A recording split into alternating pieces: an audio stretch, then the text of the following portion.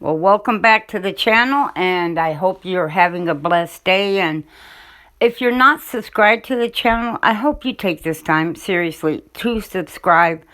I'm doing this for you guys. I really am. I'm hoping that something that I say, and I believe something that I say, will be information that you may need. Maybe not every single thing, but many things, yes. Now, everybody out there believes something different. You've got people that think that we're going to end up in a war. You have some people think that there's going to be an EMP. It goes on, okay, as to what people think is actually going to happen. You got people buying food that will, for 25 years.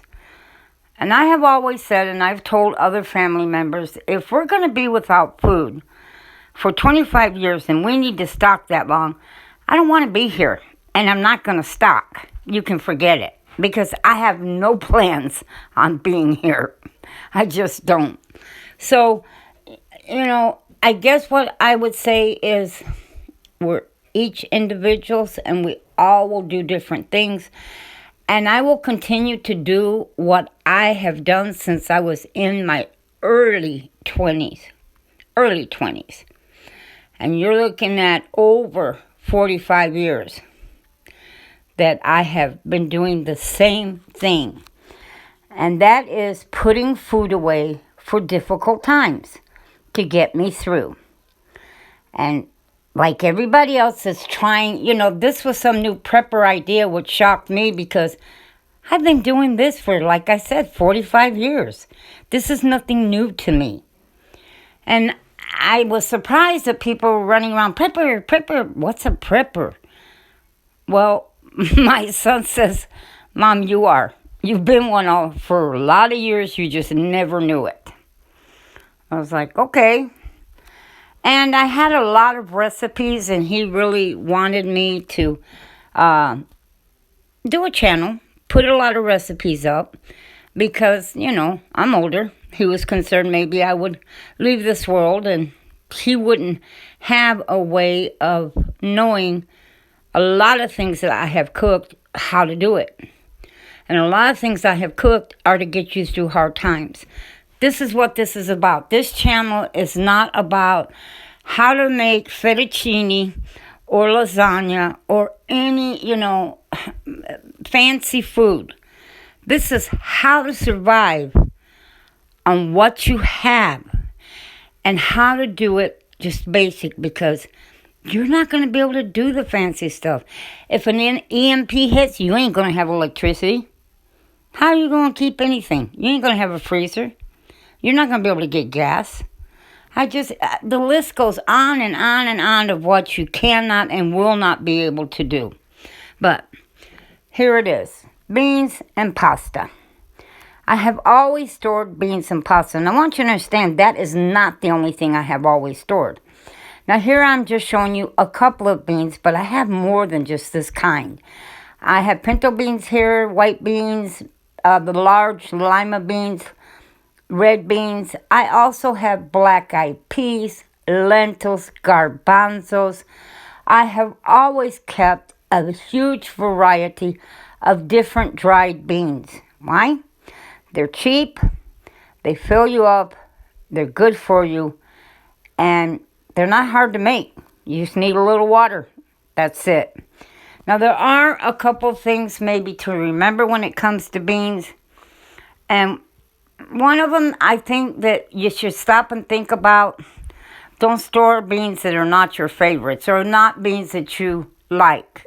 It's very rare I will store something that I really don't care for, but I do it. Okay, I store green beans and I don't like them, but I have a couple of recipes that I actually do like the green bean. It's good, but they're not my favorite, okay? My favorite beans are pinto beans, the large white lima beans, or butter beans, I should say, and also the lentils. Those are my favorite beans. Now, when it comes to cooking them, I never soak my beans. My grandmother never soaked her beans. Now, I asked my grandmother because other people do soak their beans, and my mother never soaked hers. And she said, most people soak the beans because they have a problem with gas, but it's a painful kind of gas they get in the intestines. It's caused by, beans can cause it.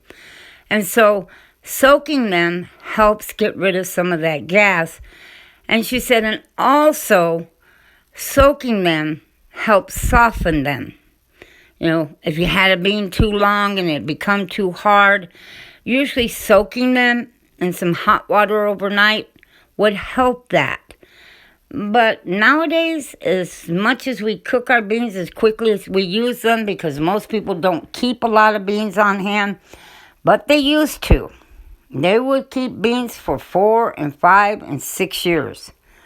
I know my grandmother did. So that was a couple of reasons that they did it. It's not necessary. It really isn't. If we have a problem with water, you will end up wasting a lot of water by pouring that water off.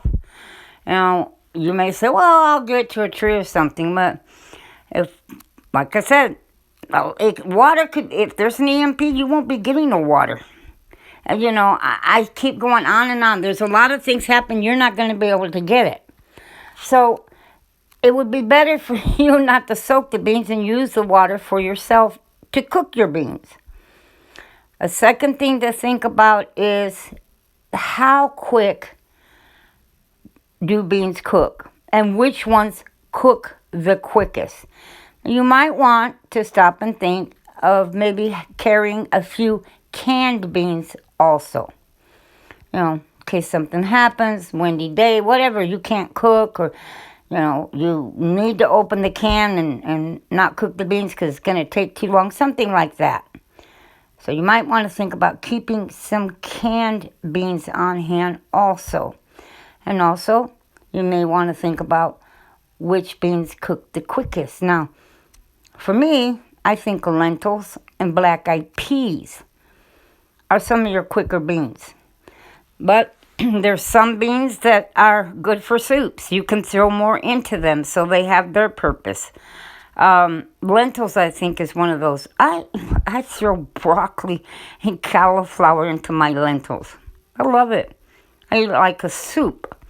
I'll scoop out a bunch of lentils with the liquid and some cauliflower and some broccoli. I think it tastes delicious. My least favorite is white beans. I had white beans all my life when I was growing up, but I don't really care much for them. I ate them as a kid, but when I got older and discovered there was a whole huge world of beans, there was a lot more beans I preferred. Now, I hope you'll come back because beans is not the only thing. I'm going to show you a world of dried foods that will last for years, and you can store that also.